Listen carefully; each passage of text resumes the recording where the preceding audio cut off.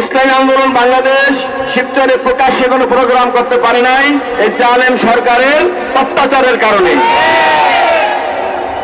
আল্লাহ রাব্বুল আলামিন এই জালেম সরকার, এই খুনি সরকারকে পতন ঘটাইছে।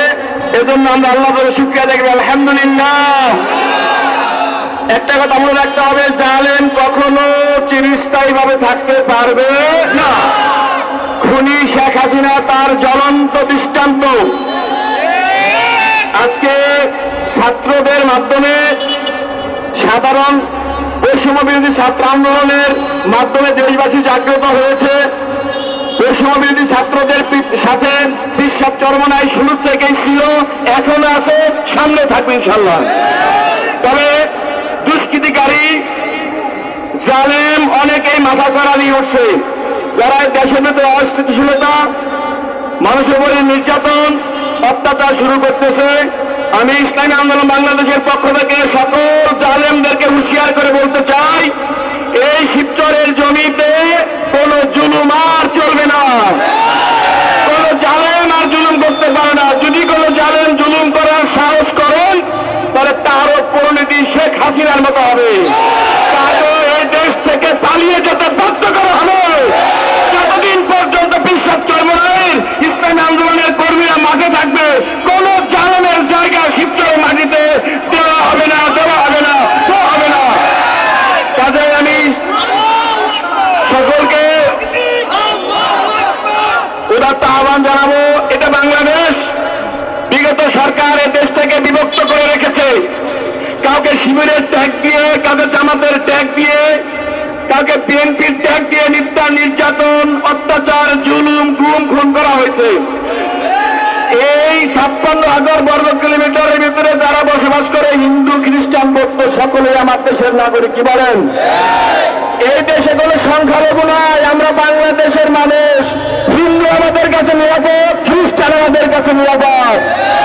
আপনারা সকলেই দেখেছেন, বিশ্বাস চরমনাইয়ের কর্মীরা রাত জেগে মন্দির পাহারা দিয়েছে। কেননা ভারত চেষ্টা করতেছে দেশে দাঙ্গা লাগানোর জন্য।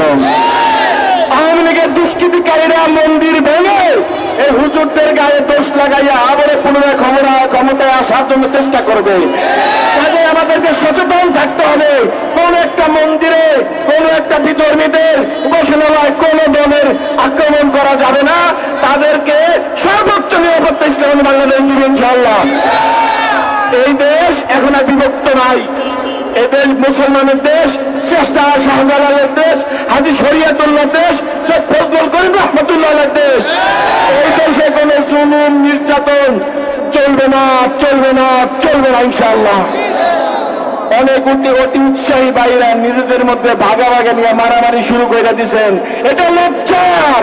ইসলামী আন্দোলন বাংলাদেশ আপনাদেরকে ধিক্কার জানায়। আমরা মাঠে ছিলাম, আমাদের নেতা আছে ফয়জুল করিম, প্রথম ব্যারিকেড ভেঙে বঙ্গবন্ধু দখল করে চলে গেছে, কিন্তু আমরা কারো গায়ে হাত তুলি নাই। আপনারা গর্তে লুকাইয়াছিলেন। এরপরে আপনারা ক্ষমতা দখল করার জন্য ক্ষমতা চাইতেই পারেন নাই। এরপরে মারামারি শুরু করছেন, পাঁচজনে মারামারি করছেন। আমরা এ ধরনের মারামারি, নির্যাতন, জুলুম, অত্যাচারকে তীব্রভাবে ঘৃণা করি।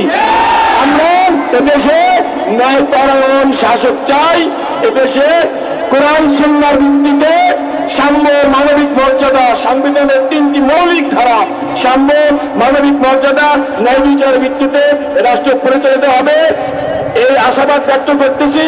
আর অন্তর্বর্তীকালীন সরকারের যে রূপরেখা দেওয়া হয়েছে, সেখানে অবশ্যই ইসলামী ভাবধারার একজন ব্যক্তিকে অন্তর্ভুক্ত করতে হবে। আল্লাহ তাআলা আমাদের সকলকে আমৃত্যু ইসলামের সাথে থাকার তৌফিক দান করুন। যারা আওয়ামী লীগের দল করে, যারা আজকে কবরে আছে, তাদের অবস্থা কি হবে ভাই? তাদের অবস্থা কি হবে? নিজের বিবেকের কাছে প্রশ্ন করেন। আজকে যারা ইসলাম ছাড়া ভিন্ন পিছনে, নেতার পিছনে ঘুরতেছেন, আপনার নেতা করতেছেন, তারাও কবরে গেলে কি অবস্থা হবে চিন্তা করেন। আল্লাহ তাআলা আমাদের সকলকে, দেশকে আমেরিকার চেয়ে বেশি উন্নত করার তৌফিক দান করুন। আল্লাহ তাআলা আমাদের সকল। আসসালামু আলাইকুম।